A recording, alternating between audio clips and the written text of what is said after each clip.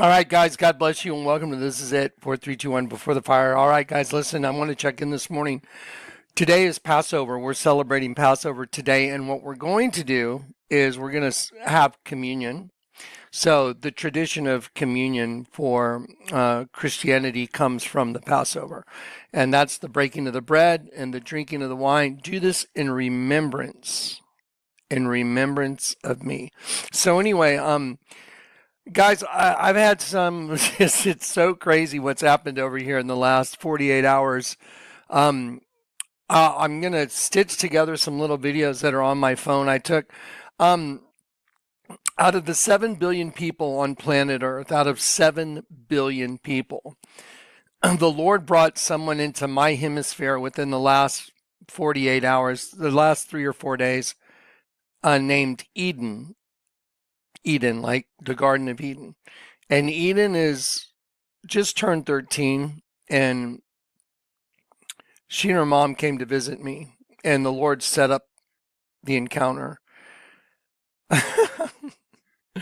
It's so supernatural that my head's been spinning for 2 days, and it looks to me like the restoration of Eden would be the message. Now, for those of y'all that have been following the ministry, you guys know that the Lord sent me to the desert. He's done a lot of things to show me and to communicate to me where we are and what's going on, what time we're living in. And we had the get together in Grand Junction, the great getting together, Grand Junction, grand coming together. Remember the 2 shipping containers on the corner of Rainbow and Casimir, Isaiah 54. Y'all remember that? As I made a covenant with Noah, so shall I make a covenant with thee of everlasting peace. The word Casimir is covenant of peace or proclamation of peace. So that was impossible, and that was beyond supernatural. And it rained in the yard that the people were in, but it wasn't even raining on the street out in front of the house when people asked if I would baptize them. And I said, we're not set up for it. And then it rained on the crowd inside the yard, but it wasn't raining out on the street. That's pretty supernatural. So everybody got baptized. It was fascinating. Then we had other get-togethers. The Lord sent me to Chinati. I don't know if y'all remember that. And I thought maybe I was like, why would you send me to the desert? 8 hours into the desert. It's like, okay.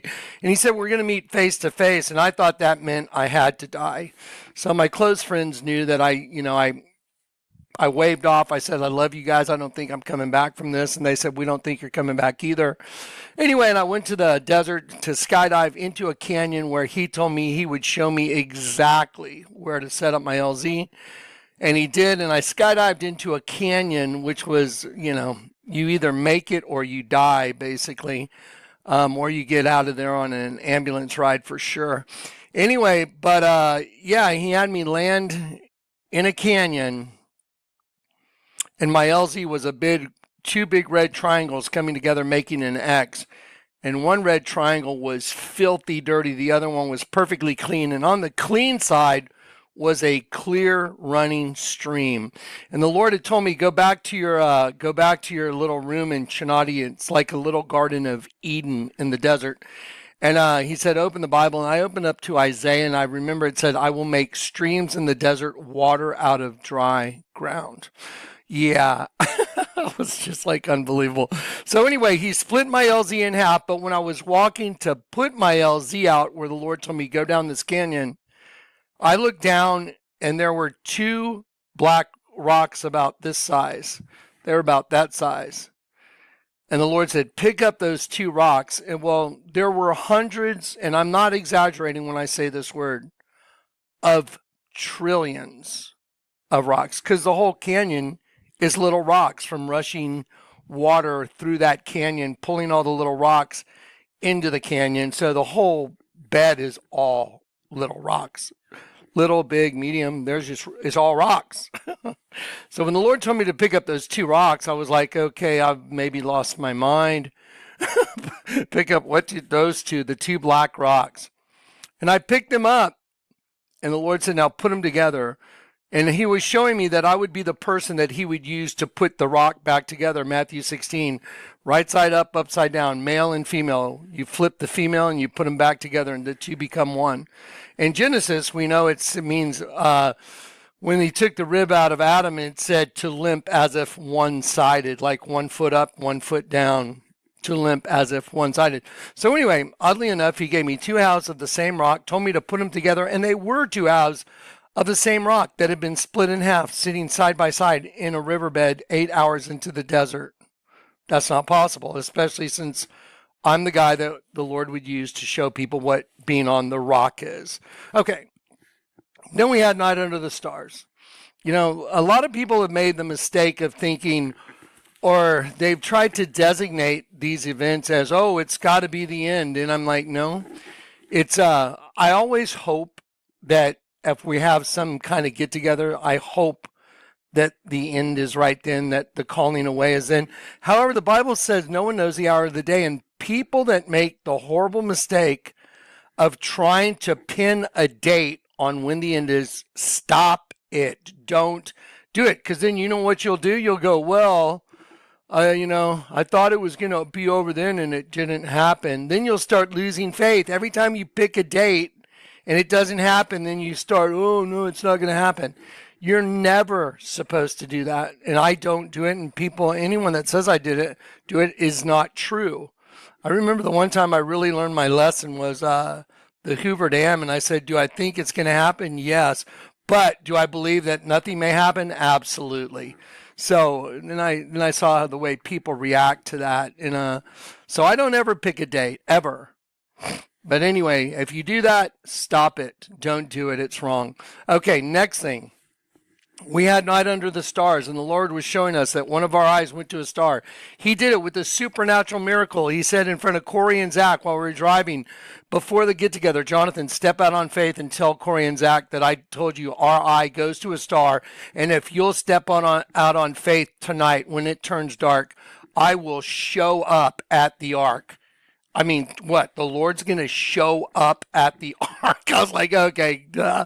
So I looked at Corey and Zach and I said, guys, here's what the Lord just told me, and I don't know what it means. It's just said, so sure enough, that night we zipped over to the ark from Beach City, and it was kind of drizzly out, and the clouds were coalescing like it was going to rain real hard. And when we got out to the ark, I stepped in that little building and I was talking to Corey and Zach and Alex and Alyssa and Jim and Karen. And the Lord said that Jim and Karen had to go. It didn't turn out to be a positive thing, I don't think, in their world, because they saw the miracle and they still have not accepted where we are on the timeline. But anyway, when we got out there, I was in the little building talking to those guys, and I looked up, and oh my gosh, all the clouds had coalesced into like a ball, and the moon was right in the center. It made a giant eye in the heavens, a giant eye it was like a rainbow eye. I photographed it, I documented it, but all the stars were still out. If you show up tonight, I will prove to you, I will show up to prove to you your eye goes to a star, and an eye shows up in the sky with all the stars out. Okay, if that's not the Lord, I don't know what is. So anyway, all these supernatural things have happened. Now Eden is in town. Eden is 13. She's right at that age before you cross into that bat mitzvah adulthood. She's a pure little girl. It's fascinating what's going on here, and I've documented. I got it on my phone. We're going to stitch it together for you. When she was coming here, I said, this looks like maybe the restoration of Eden, which is the restoration of all things, because Eden's been in a back and forth with herself, and she knows it. She asked if she could come to San Antonio, if I would meet with her, and the Lord said, absolutely. So Eden and I went down the alley, and we prayed Our Father together. I've never prayed an Our Father in that alley with anyone but Michael. That's it. And I asked the Lord, why do you want me to go to the alley to take her down there and pray Our Father with her? And I heard the Lord say, look, and I looked over, and there that big stained glass window was. Eden was the bottom of the stained glass window, with Adam being kicked out of Eden and then Christ ascending into heaven. And there is Eden standing in the alley in front of a stained glass window that has Adam leaving Eden. Well, when they got here, we took them to lunch the first day, and we said, let's go meet at a place called Sam's Burger Joint. And we went over there, and we walked in, and we sat down at a table that would accommodate all of us together. And we had a little group.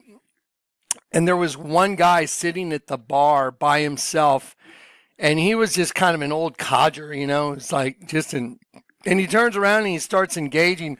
Hey, do you remember the drink called a Quaalude? And I'm thinking, oh, no. I'm here with Eden and her mom and Corey and Zach and myself, and we're here to talk to this young lady about what's going on in her world and what we can do to help her. And here's this guy jumping in our group. Ooh, a Quaalude. I'm like, oh, no. It's like, so I look at him and I go, you know, the Quaalude pill was responsible for more wrecked cars probably than anything that's ever been made. It was a horrible drug. He goes, I'm talking about the drink. And I said, so I intervened. I stepped in front of the table where we're all sitting so he wouldn't try and just dominate that conversation with the table because it was wrong. And I stepped in front of him and I said, yeah, okay, well, I appreciate you. Thank you very much. We're going to chat.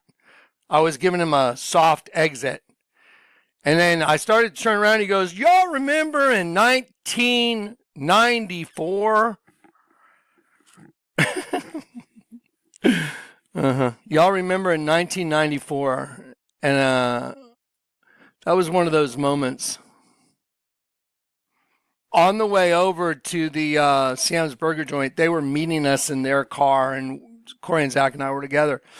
So on the way over there, we were talking in the car, and I said, this sure looks like the restoration of Eden. I mean, why a girl named Eden is here with us, and she's struggling with kind of a bipolar issue, good and evil, and she wants help. And so I told the guys, I said, it looks like the Lord's going to restore Eden. Isn't that fascinating? Isn't that just mind-blowing? And this guy blurts out 1994. Now we're inside the restaurant, and the guy blurts out, you remember 1994? And 1994 in the Bible is epistrepho, to turn, to return, to convert. I turn back towards, I come to myself. So no longer one up, one down, limping, but both eyes up, both feet on the ground. You know what's crazy? So Eden went on a little shopping spree with her mom.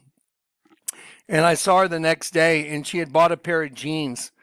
And on the jeans are stars. Well, today when you see stars on clothing, most of them are upside down like Baphomet.